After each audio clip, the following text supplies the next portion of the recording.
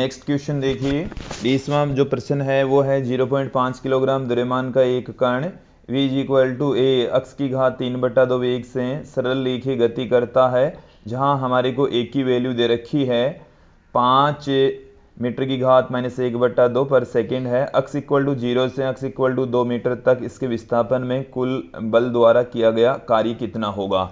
हमें इस क्वेश्चन में हमारा जो क्वेश्चन है वो है 20वां प्रश्न, और 20वें प्रश्न के अंदर हमें क्या क्या दे रखा है पहले वो देख लीजिए।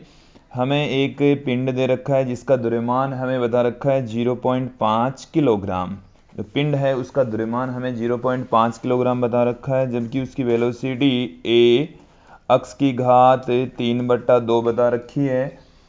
इसके साथ में हमें इस a की वैल्यू भी दे रखी है 5 मीटर की घात -1/2 प्रति सेकेंड। इसके साथ में दोस्तों हमें ये पूछा है कि जब पिंड को अक्ष = 0 मीटर से अक्ष = 2 मीटर तक विस्थापित किया जाता है तो वर्क डन कितना होगा। तो यहाँ पर हमें वेलोसिटी दे रखी है जो कि अक्ष के ऊपर निर्भर कर रही है, अक्ष की वैल्यू भी हमें दे रखी है, कार्य पूछा है। तो देखिए दोस्तों, जो कार्य होता है यहाँ पर हम लगा देंगे कार्य ऊर्जा परमेय से। तो कार्य ऊर्जा जो परमेय है दोस्तों, हम जानते हैं कार्य ऊर्जा परमेय क्या होती है कि किसी बल द्वारा किया गया जो कार्य है वो गतिज ऊर्जा में परिवर्तन के बराबर होता है। W बराबर हम पुट कर सकते हैं kF - KI अंतिम गतिज ऊर्जा माइनस प्रारंभिक गतिज ऊर्जा।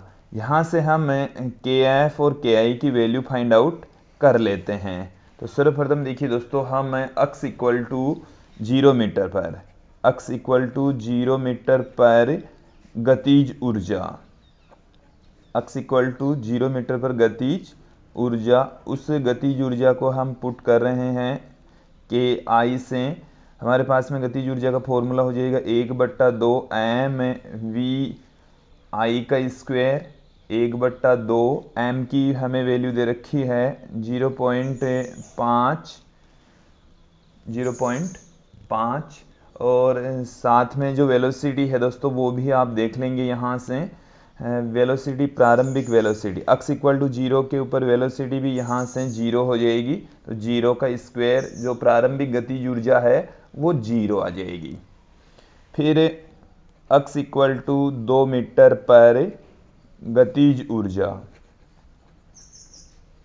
उस गतिज ऊर्जा को हम kF से पुट कर रहे हैं 12 mvF² = 12 0.5। अब की बार जो v है हमारे पास में वो है a, यहाँ पर अक्ष की जो वैल्यू है दोस्तों वो है हमारे पास में 2, तो 2 की घात यहाँ पर 3/2, फिर उसका स्क्वायर निकल कर आ रहा है। तो दोस्तों मैं यहाँ पर यदि कार्य का फॉर्मूला पुट कर दूं तो kF - KI, kF की वैल्यू ये वाली है 1/2 गुणा 0.5 गुणा 1 की घात 2 है, और 1 की वैल्यू हमें 5 दे रखी है तो 5 का स्क्वायर हो जाएगा।